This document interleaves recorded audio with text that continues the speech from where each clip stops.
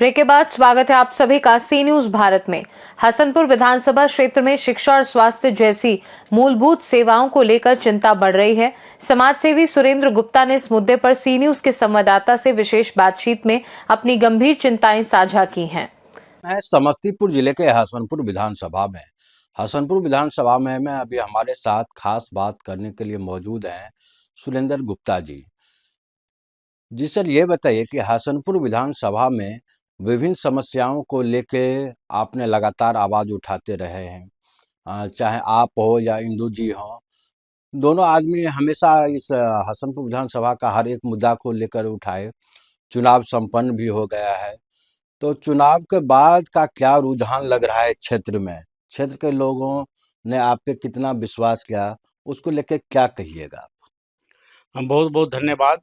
पहले तो मैं जनता मालिक से को धन्यवाद करता हूँ, और जो आपने हमें जो भी वोट से आशीर्वाद दिए हैं मुझे स्वीकार है, और हमारी मेहनत में कमी रही है जिसके कारण हमारे पास वोट कम आया है। और मेरा मानना है जो हम जनता का हर एक दुख सुख में पहले भी खड़े थे, आज भी खड़े रहेंगे। आगे हम प्रयास करेंगे जनता का हर एक दुख सुख में हम काम आए।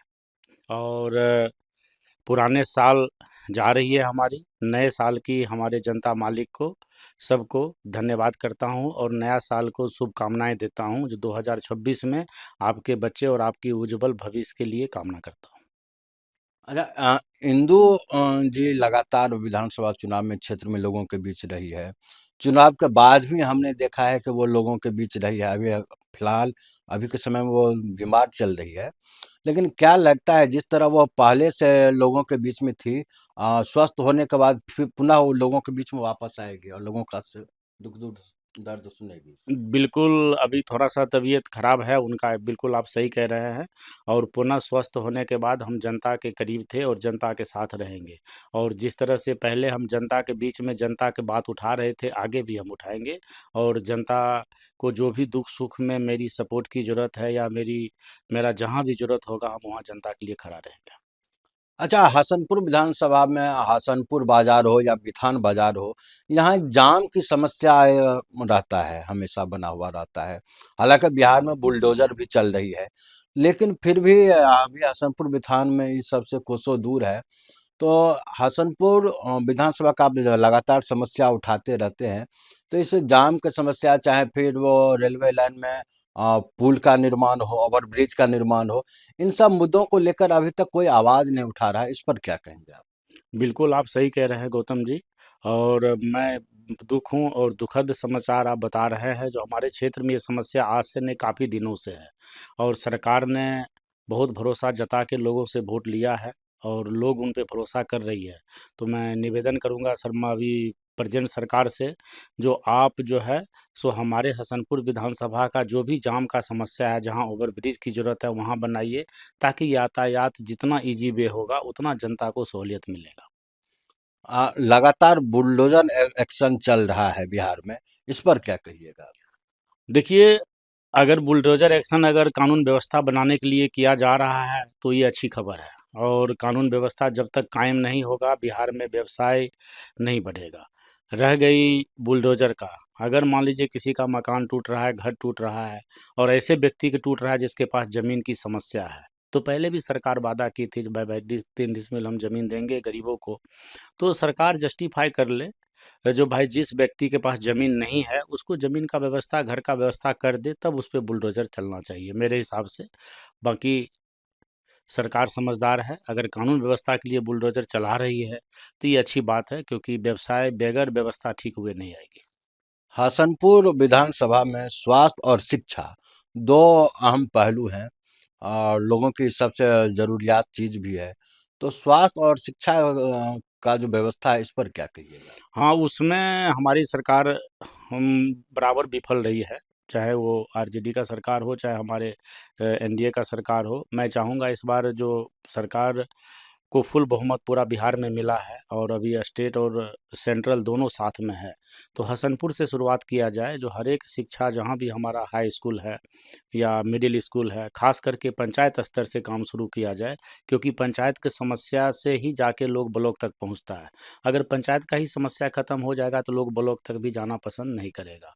तो स्कूल में खास करके व्यवस्था होना चाहिए। कल मैं कई पंचायत घूमा हूँ और 2-4-10 लोग मेरे साथ थे जो पटना से भी आए थे और वो अन्य विधानसभा के रहने वाले हैं। तो वो कह रहा था, सुरेंद्र जी आपके यहाँ तो बड़ा व्यवस्था ढीला है, स्कूल में देखिए बड़ी दिक्कतें दिख रहा हूँ मैं अलग से, ना मतलब स्कूल का सफाई ढंग से है, ना कलर पेंटिंग हो रहा है, बहुत तरीका है। तो मेरा ये मानना है सरकार को, जो आप सब काम करते हुए खास करके शिक्षा और स्वास्थ्य, ये दो चीज़ पे ध्यान दिया जाए, ताकि समस्याएं जनता को सबसे ज़्यादा ये दोनों में झेलना पड़ता है। अभी सर्दी के टाइम है, किसी को ठंड लग गया, बीमार हो गया, तो लोग अभी ब्लॉक स्तर पे नहीं जा रहा है, ब्लॉक स्तर पे भी जा रहा है तो वहाँ स्वास्थ्य के डॉक्टर ढंग से नहीं मिल रहा है उनको। तो शिक्षा का, स्वास्थ्य का व्यवस्था ठीक होना बहुत ज़रूरी है और हर एक पंचायत में अगर ऐसा व्यवस्था हो जाए स्वास्थ्य का, तो जनता के लिए बहुत आसान होगा। तो मेरा मानना है स्वास्थ्य और शिक्षा दोनों में सब काम छोड़ के एक पहल, एक रास्ता, सबसे पहले इसके लिए कमेटी अगर सरकार बनाए, जो हमें शिक्षा और स्वास्थ्य सुधारना है, तो सरकार के लिए तो कुछ भी नहीं है। उप मुख्यमंत्री विजय सिन्हा राजस्व विभाग में लगातार एक्शन मोड में है। हुँ। उनके अभी जो उनके द्वारा काम किया जा रहा है उसको कैसे देखते हैं? नहीं, बढ़िया बात है। अगर मतलब हम फ़ेसबुक या मीडिया के माध्यम से देख रहे हैं, अगर सरकार किसी काम को जनता के प्रति एक्टिव मूड में कर रही है तो ये अच्छी बात है। क्योंकि पक्ष और विपक्ष और किसी के बारे में आलोचना करना बहुत आसान है, लेकिन अगर कोई व्यक्ति काम कर रहा है तो उसको सराहना करना चाहिए। और मेरा मानना है, अगर विजय सिन्हा जी अच्छा काम कर रहे हैं तो इसी मूड में सारे जो भी लीडर शिक्षा विभाग के हैं या स्वास्थ्य विभाग है, उनको भी इस मूड पे करना चाहिए। भाई विजय सिन्हा ही तो अकेले मंत्री नहीं है बिहार का, और भी लोग मंत्री है, स्वास्थ्य का अलग बनाया गया है, शिक्षा का अलग बनाया गया है, तो भाई उनको भी एक्शन मूड में आना चाहिए, जो भाई मुझे भी अपने क्षेत्र में इसी तरीक़ा से काम करेंगे। अच्छा, अब अंतिम सवाल एक आपसे रहेगा कि हमने जब हसनपुर विधानसभा के विभिन्न पंचायतों में घूमे, तो हम कई जगह चर्चा सुने हैं कि लोगों का ऐसा मांग है कि आप उनको जो है पुनः पंचायत चुनाव में जिला परिषद के तौर पे आना चाहिए। इस पर क्या कहिएगा? देखिए, जनता है, जनता मालिक होता है, उन्हीं के आदेश पे हमने विधानसभा लड़े थे और मैं क्षेत्र में घूम रहा हूँ, उनका समस्या सुन भी रहा हूँ। उनका क्या आदेश आता है उन पे निर्भर है, और उनका जो भी आदेश आएगा हम ज़रूर मानेंगे उनकी बात को। लोगों में ये अभी बात चल रही है, आगे पंचायत चुनाव है, तो लोगों का ऐसा कहना है कि विधानसभा चुनाव में जो हुआ हुआ, अभी पंचायत चुनाव में ऐसे-ऐसे प्रत्याशी को आना बहुत ज़रूरी है, ताकि अगर वो जिला परिषद में आते हैं, तो इन जो क्षेत्र से आएँगे उन क्षेत्र का विकास होगा। चूँकि इतना मेहनती, जीत-हार अलग बात है, लेकिन अभी भी लोगों में ऐसा चर्चा है, जितना मेहनत इंदु गुप्ता ने किया था, उतना मेहनत कोई नहीं किया है। तो लोग चाहते हैं कि आप हो या इंदु जी हो, दोनों में से कोई इस बार पंचायत चुनाव में जो है, वो अपनी भागीदारी दे। देखिए, अभी पंचायत चुनाव की बहुत टाइम है और जनता मालिक सर्वप्रिय होता है। उन्हीं का आदेश होता है जो मुझे किसको विधायक बनाना है, किसको मंत्री बनाना है। तो उनका जो भी जनादेश होगा उनको स्वीकार करेंगे, और मेरा उम्मीद है जो हम जनता के लिए पहले भी खड़ा थे, आज भी खड़ा रहेंगे, और उनके आदेश के खिलाफ हम पहले भी नहीं थे और आज भी नहीं रहेंगे। तो लगातार आप जनता के सुख-दुःख में उनके साथ हैं। बिल्कुल सर, सुख-दुःख में हैं। सरकार हो सकता है सर सरकार में हम नहीं हैं, लेकिन सरकार तक हम उनकी बात पहुँचाने का पूरा प्रयास करेंगे। अभी जीतन राम मांझी एक सवाल उठाए थे, जो भाई लोग 5% कमीशन लेता है, 10% कमीशन लेता है और ये सब चीज़ें नहीं लेना चाहिए। तो मैं तो यही कहूँगा सर, जो भी फंड सरकारी आए, वो जनता के लिए सरकार लॉन्च करता है। तो मैं निवेदन करूँगा सरकार, प्रेज़ेंट सरकार से, एनडीए सरकार से, जो आप ये सब चीज़ पे रोक लगाइए, क्योंकि जनता का पैसा इधर-उधर नहीं जाना चाहिए। अगर वो ग्राउंड पे जनता का पैसा लगता है, तो आप ही के ऊपर सराहना जाता है। अभी चंद पैसा इधर-उधर कमीशन में, अगर एक व्यक्ति कमीशन खाता है, तो 100 व्यक्ति का मनोबल बढ़ता है, जो भाई 5% अगर एक व्यक्ति खा रहा है तो हम भी 10% खा लेते हैं। तो ये सब चीज़ का भी रोकथाम होना चाहिए।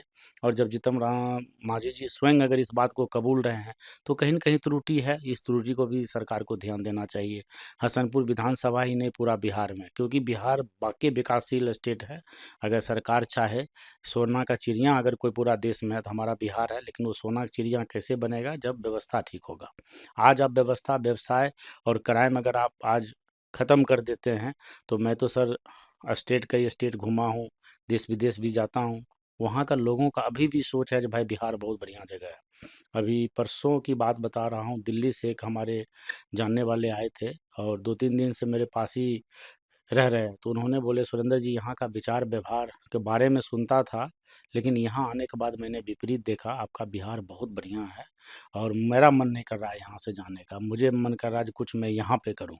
तो कहीं न कहीं लोग का मन है, लेकिन व्यवस्था के कारण लोग इस काम को करने के लिए बिहार में तैयार नहीं है। जो भाई अगर हम कोई काम करेंगे तो मुझसे कमीशन लिया जाएगा, कोई ठेकेदारी करेंगे तो हमसे, तो ये सब चीज़ प्रथा को अगर सरकार रोकने में सफल होती है, तो हमको भी लगेगा आज सरकार एक अच्छा सफल सरकार बनाई है। पीछे पूर्व में क्या हुआ, इस बात पे हम लोग को नहीं जाना चाहिए। प्रेज़ेंट 5 साल भी अगर सरकार अगर ये सब चीज़ों को ठीक कर देती है, तो मैं भरोसा जताता हूँ जो बिहार, बिहार नहीं रहेगा, बहुत आगे जाएगा।